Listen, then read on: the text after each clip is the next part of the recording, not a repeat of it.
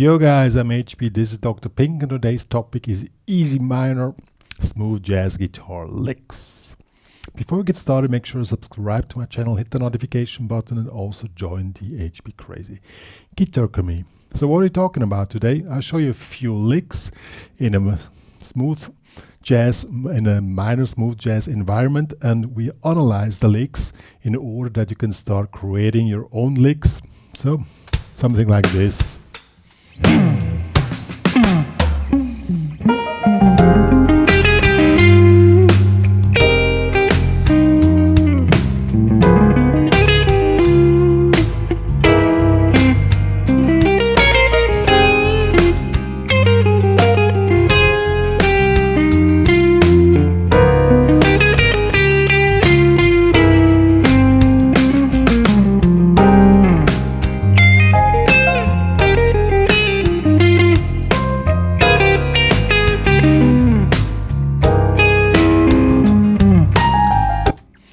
And so on. So what we are learning here, we have a small progression which is a very typical progression in a minor environment in smooth jazz. And well, let's get to the close here. Yo, as I said, we have a typical progression in a minor environment. In this case, we have F minor 7. We can choose this one here. Then it goes to D flat 7 on D flat 13 to C7 flat 13. So we have 2 bars C minor,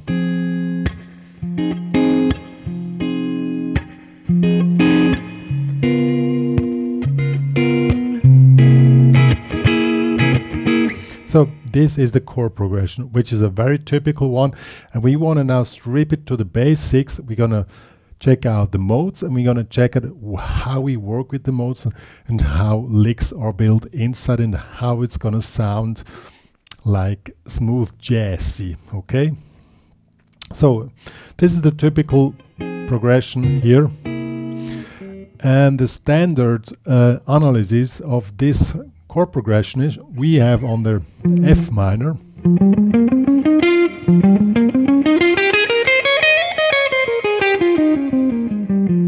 we play the regular F minor Aeolian mode. Because we are in F minor, it's F minor Aeolian, okay? I know there are other modes available, but we keep it really simple today for those who are entering the world of modes and want to understand how licks work and how they start to interact with each other. So that's the first mode. Understanding a mode, you also need to know the arpeggio which is embedded inside the mode, which will be F minor 7, this one here.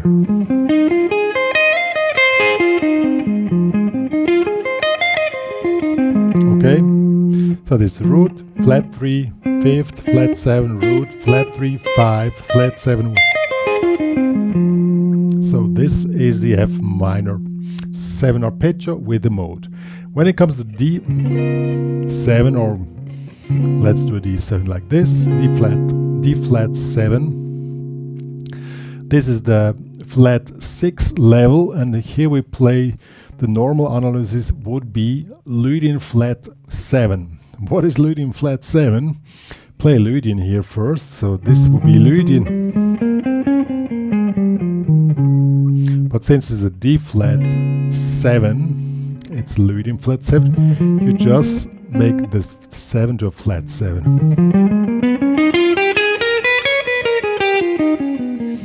Sounds a little bit strange if you never played it before,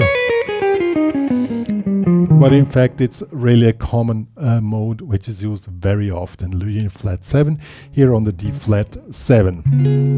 And to C7, oh, I forgot the arpeggio, D flat 7 of course.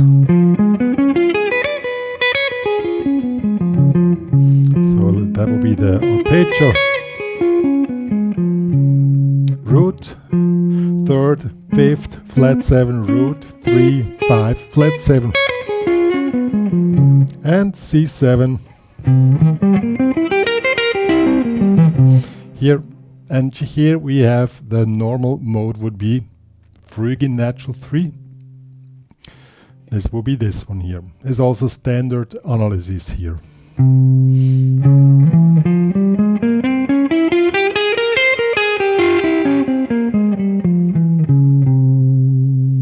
Okay, this will be this.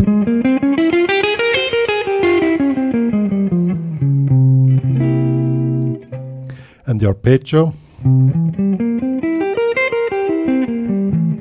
C7, root, 3, 5, flat 7, root, 3, 5, flat 7, 1. Okay, so this is now the grid where you're working inside, and they are the chord notes which are marked with the arpeggios. They are also a grid, and you start to work within them or outside of them. So let's do a first little lick on the F minor 7. Okay, this will be this here. And the second one will be, we would do this here. What are we doing here? We are playing an F minor 7 arpeggio. And from here on we go to the 9, to the 3, and resolve it at the root notes. Okay? Now we make a second figure, which will be this here. This sounds a little bit out here. Why? Because these are not chord notes. This is the 11, this is the 9, and this is the 7. So, or 4, 2, if it's in a... Let's see how that sounds.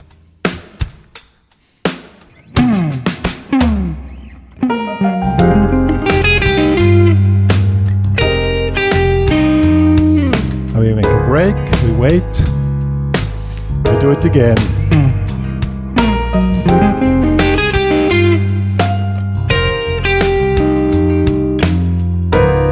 Sounds as it should, and it's not so hard to play, not so hard to understand. Now we fill up the rest of the progression. We have the D flat 7. A very common technique in such a setting sorry, is that you replace the F minor 7 arpeggio with the F minor 7 flat 5 arpeggio. And in this case, I just replace that one note but keep the original lick. So we're coming from second time. Nearly the same, just one note changed, and it has a great effect. I'll show you.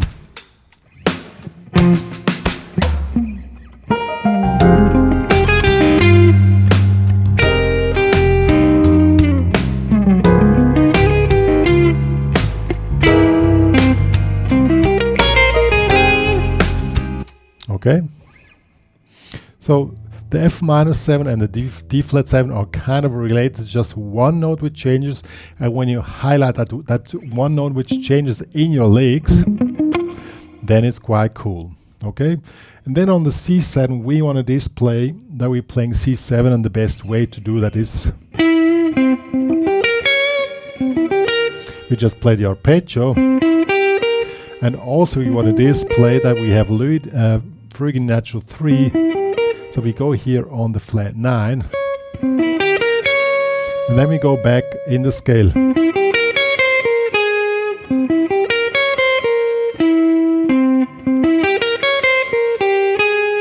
And then we're back, and it leads back.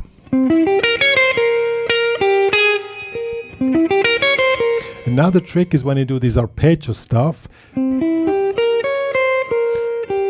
now the figure is finished, so you take the next note of the next upcoming chord, which will be this here of the F minor 7. Okay, I'll show you the whole phrase.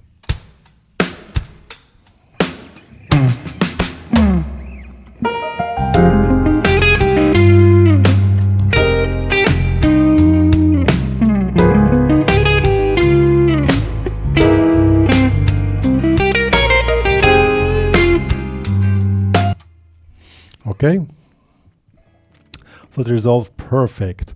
And then another method, when you create licks or a line, you call this a line. When a lick goes over more than 1 or 2, 3 bars, then it's called a line.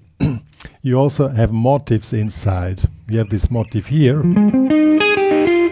Same motif again with the altered arpeggio. Resolution.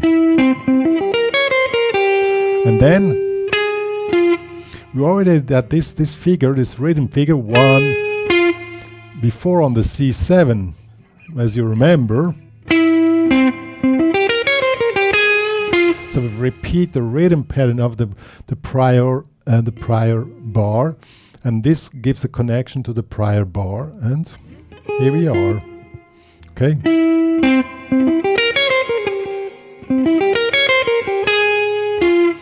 And then we make something like a. Now let's do a second line. As I said, a line is a phrase which goes over 1 or 2 or more lines or bars. So we make a second one. It will be this one here. And this again connects to the prior line. We have, and now we have a little figure here.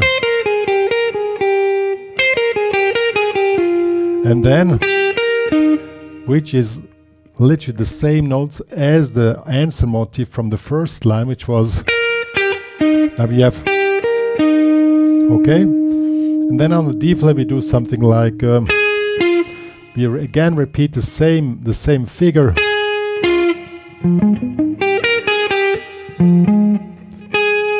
but now it's chord notes of the D flat, and then we go back to this figure. Now we have again this arpeggio of the F minor 7 flat 5, and now we make a resolution perfect here on the triad of the C. Let's do the whole thing here.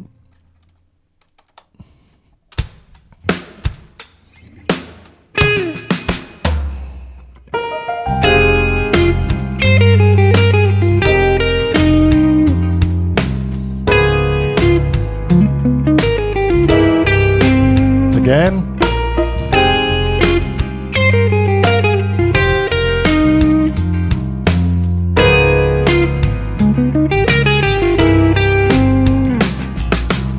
Yo, see how it works, and everything goes in each other. And it's technically not so hard, but the intellectual challenge is quite big, because you need to understand what you're doing and adapt always to the chords. That's the challenge. It's not so much the technical challenge. Now we need to highlight something, you know. We go in the upper position, and a good way to do that is just go to an option. So this is the 9 of the C F minor. Then we resolve it, and then we come back over we are again connect to the figure as before. We just make literally the same, and now we end up with a typical arpeggio figure. This is the arpeggio figure here of the D flat 7 chord, and now we do the typical arpeggio figure for a C7 altered. We make a C augmented arpeggio, and then at the end we resolve it here. So the whole figure would be,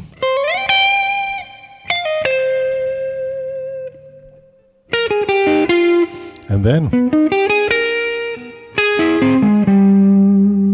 let's see how that sounds with the backing track.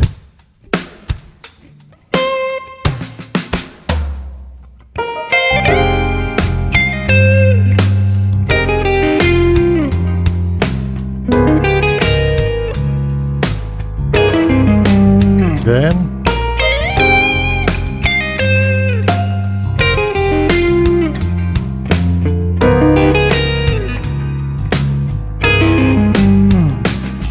now we play all 3 lines in one row and see how everything is connected.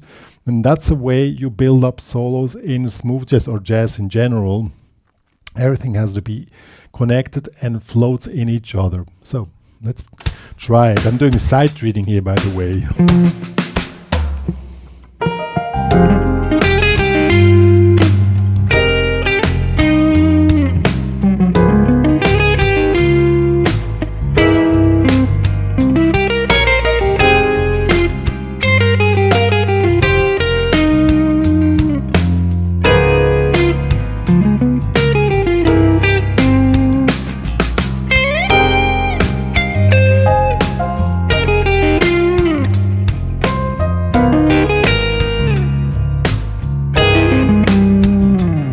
Yo guys, that was how to develop licks by using modes and adapting everything to the modes and their pitches and how they float in each other. And it's quite a task. From the technical side, this backing track was 85 BPM, so the 16 notes were not so fast, but from the intellectual level, it's quite a thing. I wrote this stuff down here, and that's a good method to work stuff out. The main task of this tutorial is that you understand how licks are created, how you use the mode within a situation, and this situation is a typical minor smooth jazz minor situation with that figure comes so often, you know, it's like basically all the time. So you need to understand what the standard procedure would be when you face this type of progression, you know.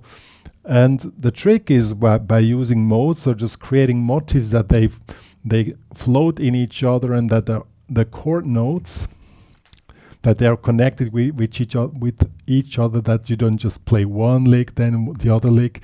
So everything has to go inside each other and make kind of a sense, and you also build up motifs as showed, you know. Motif 1, motif 2, motif 2, you know, that everything somehow has a connection to a prior lick or motif in the same situation. That's the big magic of jazz or smooth jazz in general, that you always know what you're doing, and that's why you need to know modes, because you need to analyze the stuff and you need to know what did you do within that mode, and can you repeat this, can you move a motif to a new mode, you know. That's why the analysis work is really also important, and I strongly recommend that you write down your stuff which you create, because this way you learn the stuff. I mean, I wrote this thing for you guys this morning. I didn't know it by heart, so I needed to do sight reading, but that's not the point. You know, once you need to train your improvisation system in a way that you build automatisms on specific situations. Like this is a typical situation, and you build your automatisms on this situation, that you get into the situation, you have like a few things which work, and you can still be freely, you know. I mean, when I play this track freely, I don't think so much. I just noodle around, you know.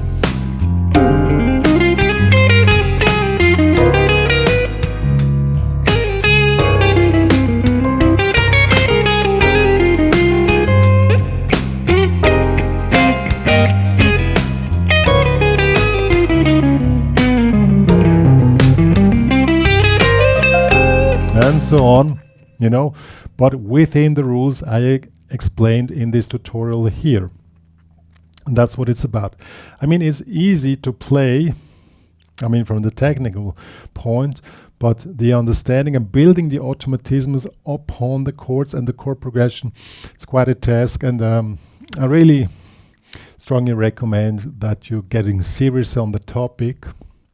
Then in this case, I strongly recommend you become a member of the HPCrazy Guitar Academy, because there we're taking things to the really serious level, where we try to understand what we're doing, and not just going for the flashy stuff like, look, I can play, but you have no clue what you're doing. understanding means freeing yourself from playing the same things all the time. Once you understand and you get free on the fretboard, you can play around. You know?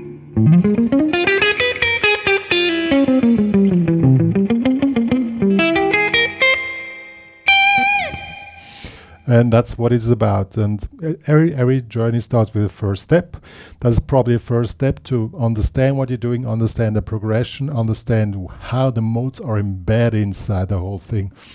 And, you know, good. If you want to download what I wrote for you guys, plus this backing track, it's available in the HPCrazy Guitar Academy. Please join there with a free member account, but to support the work which me and Dr. Pink are doing for you guys, please become a premium member.